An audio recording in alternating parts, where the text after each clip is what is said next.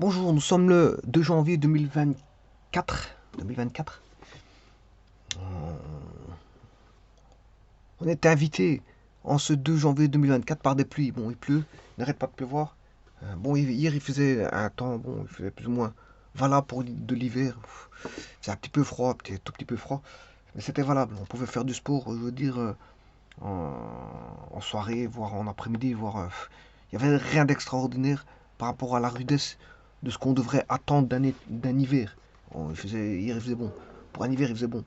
Quoique, bon, il y avait du vent, mais c'est normal, c'est l'hiver. Et aujourd'hui, il pleut, avec bon, le ciel qui est sombre, et les pluies sont en train de tomber. Donc il fait humide, fort humide. Alors je vous présente ici un petit calcul. X-2, valeur absolue de X-2 plus petit que 3. Alors je rappelle que quand vous avez ceci, c'est un V. C'est un V. C'est un V.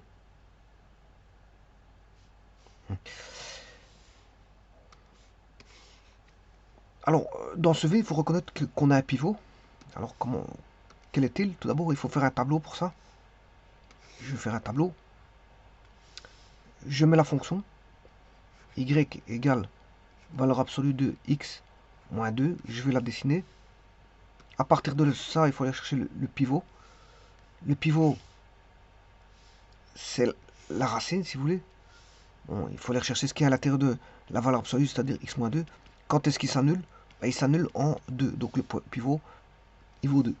Ça veut dire que si vous mettez 2 dans x, 2 moins 2 ça fait 0, valeur absolue de 0 ça fait 0. Vous avez 0. À partir de là, la discussion se fait. Si vous mettez des nombres plus grands que 2, peu importe combien valent-ils, qu'ils soient virgule ou pas, mais c'est plus facile de calculer avec des nombres entiers. Si je mets 4, 4 moins 2, c'est positif. 5 moins 2, c'est positif. 6 moins 2, tout nombre qui est au-dessus de 2 sera positif. C'est-à-dire qu'un nombre positif, si vous prenez la valeur absolue d'un nombre positif, c'est lui-même. Donc je ne change pas ceci. La nature de la fonction, je ne la change pas. Par contre, quand vous allez mettre moins 1, 0, moins 1, moins 2, moins 3, dans x, eh bien, moins 1, moins 2, c'est négatif. Moins 1, moins 2, c'est négatif. Si vous mettez x dans x moins 2, moins 2, c'est encore négatif. Si vous mettez moins 3, moins 2, c'est négatif. Tout nombre que vous allez mettre dans x va rendre x moins 2 négatif. Ce qui veut dire qu'un nombre négatif, pour prendre la valeur absolue d'un nombre négatif, c'est positif. Donc il faut prendre l'opposé.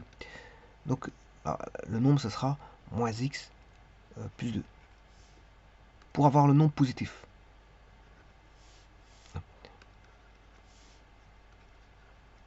Et à partir de là, je peux résoudre l'équation, puisqu'on se dit que x moins 2 doit être plus petit que 3.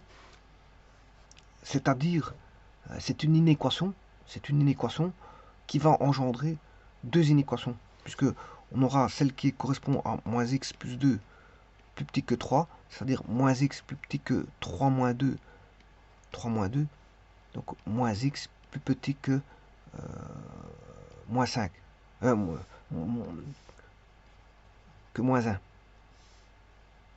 que 1, je m'excuse, 1. Donc x doit être plus grand que moins 1.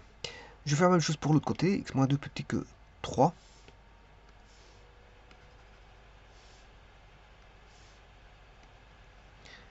X plus petit que 3 plus 2, x plus petit que 5. Donc vous avez deux inéquations et les solutions vont donner cette zone-là. C'est-à-dire que les solutions seront x appartenant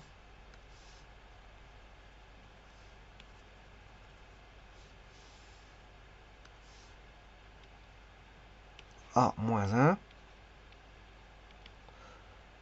5. Alors on a, pourquoi on a un intervalle? Parce que c'est une inéquation. Alors sachez qu'on peut avoir c'est possible d'avoir une seule solution avec des inéquations. Hein.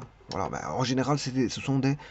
on peut avoir une solution, un ensemble de solutions, pas de solution du tout. Pas de solution du tout, c'est l'ensemble vide. On peut avoir des inéquations qui donnent comme solution l'ensemble vide, c'est-à-dire il n'y a pas de solution. On peut avoir une solution, ce qui est rare, mais généralement ce sont des ensembles de solutions, c'est-à-dire données par des intervalles. Ici c'est un intervalle. Alors je rappelle que la fonction c'est un V, et là on voit apparaître, parce que moins x plus 2 c'est une droite décroissante. Voilà, le pivot il est en 2, 2, 0, et puis après on a une droite croissante. Et en fait il faut aller chercher tout ce qui est plus petit que 3. Tout ce qui est plus petit que 3. C'est-à-dire c'est la zone là. Avec celui-ci qui est un pivot. Je m'excuse, qui sont non pris. Parce que le pivot c'est 2, 0. Alors voyons voir ça de près.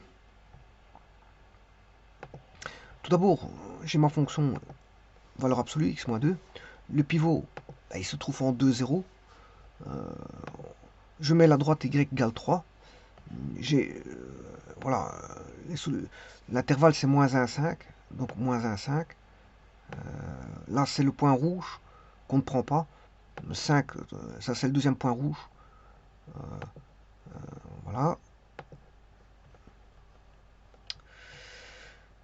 Alors je vais chercher les solutions. X-2 c'est plus petit que 3. Voilà, elle se trouve entre moins 2, 3. Et si vous voulez tracer la fonction, ben, là voilà. Et vous avez tout. Vous avez tout. Je vous remercie.